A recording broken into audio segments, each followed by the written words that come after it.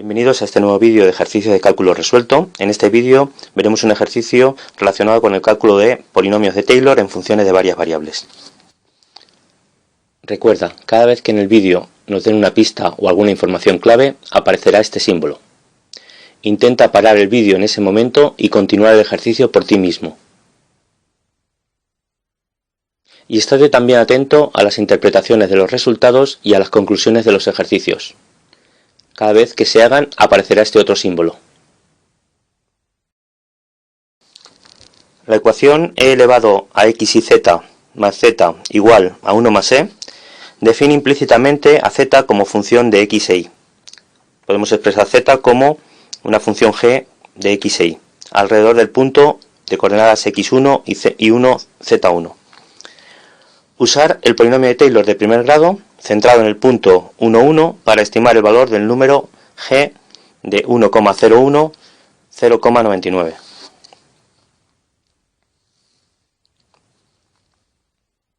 Bien, se trata de calcular el polinomio de Taylor de primer grado de la función z, que depende de x e y, pero que está expresada de manera implícita mediante la ecuación e elevado a x y z más z igual a 1 más e. Es decir, podríamos considerar la función f de x y z como e elevado a x y z más z menos 1 menos e. Si la igualamos a 0, pues la función f, la ecuación de f igualada a 0, define implícitamente a z como función de x e y. En primer lugar, deberíamos comprobar que el punto de coordenadas 1, 1, 1 pertenece a esta función, es decir, que al sustituir x por 1, y por 1, z por 1, en la ecuación se cumple, ¿no? Nos quedaría elevado a 1 por 1 por 1, más 1 menos e.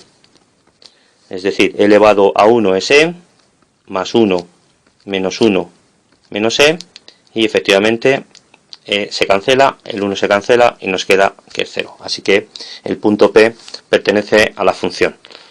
Y tenemos que calcular ahora el polinomio de Taylor en este punto de la función g. Recordemos que la fórmula del polinomio de Taylor de primer orden para la función g en el punto de coordenadas 1, 1, para x igual a 1 y igual a 1, tiene ecuación g de 1, 1 más el gradiente de g en el 1, 1 por x menos 1 y menos 1. Así pues necesitamos saber cuánto vale g en el punto 1, 1 y cuánto vale el gradiente en el punto 1, 1. La función g en el punto 1, 1 valdrá 1, ya que el punto de coordenadas 1, 1, 1 pertenece a la función, es decir, que para x igual a 1 y igual a 1, z tiene que valer 1. Y el vector gradiente de g, recordemos que era el vector de las derivadas parciales de primer orden, que en este caso será la derivada parcial de z con respecto a x y la derivada parcial de z con respecto a y. Ahora bien, puesto que z depende de x e y, pero de manera implícita, a través de la ecuación f de x igual a 0, para calcular la derivada parcial de z con respecto a x y con respecto a y tenemos que derivar implícitamente. La derivada parcial de z con respecto a x será menos la derivada parcial de f con respecto a x entre la derivada parcial de f con respecto a z. En el numerador tenemos la derivada parcial de f con respecto a x, que será la derivada de la exponencial, que es e elevado a x y z, por la derivada del exponente con respecto a x, que será por y z, más la derivada de z, que será 0, ya que se trata como una constante, y la derivada de menos 1 menos e, que también será 0. Esto cambiado de signo.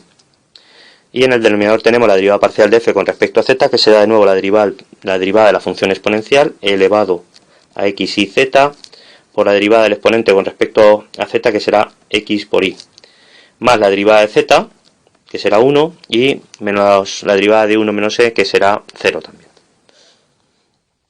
Bien, pues esta es la derivada parcial de z con respecto a x.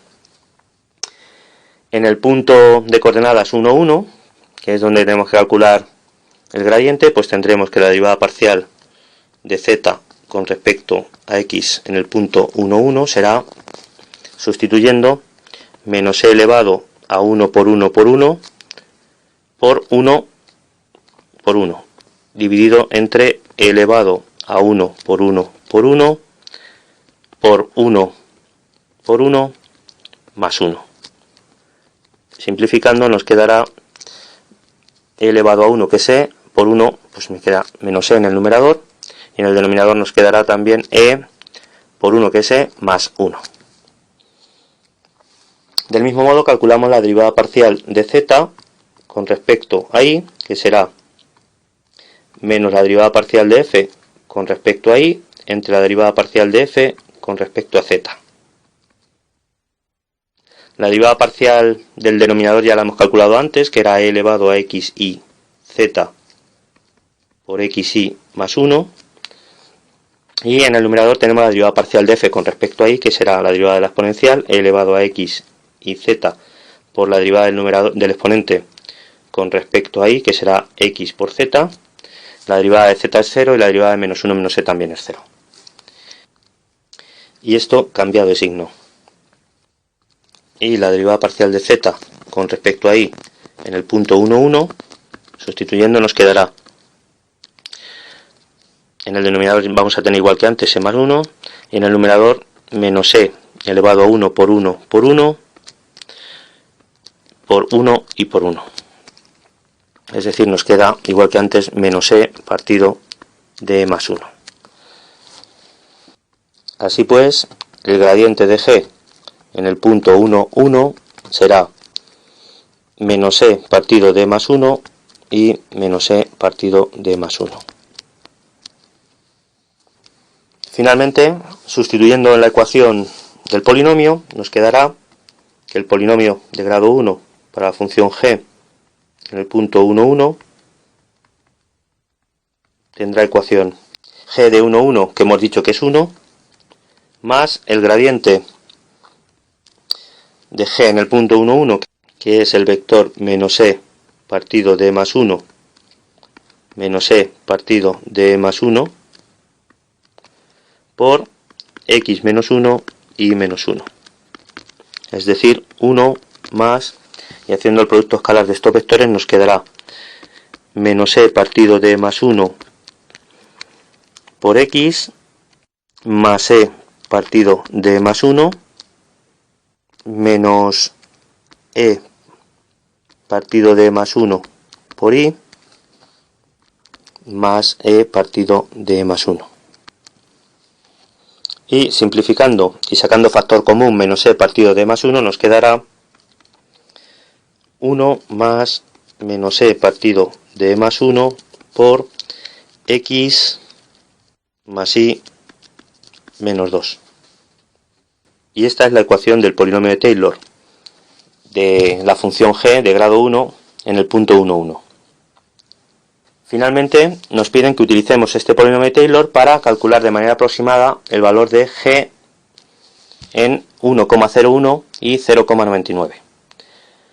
Puesto que el punto 1,01 y 0,99 está muy cerca del punto 1,1, que es donde hemos calculado el polinomio se parecerá bastante a la función en el punto 1,01099. Así pues, g en 1,01 0,99 será aproximadamente lo que valga el polinomio en el punto 1,01 0,99. Sustituyendo nos quedará 1 más menos e partido de e más 1 por x es 1,01 más y, que es 0,99, menos 2. Pero 1,01 más 0,99 es 2 y menos 2 se anula. Así pues nos quedará 1. Es decir, g de 1,01 0,99 valdrá aproximadamente 1, según el polinomio de Taylor de grado 1 en el punto 1,1.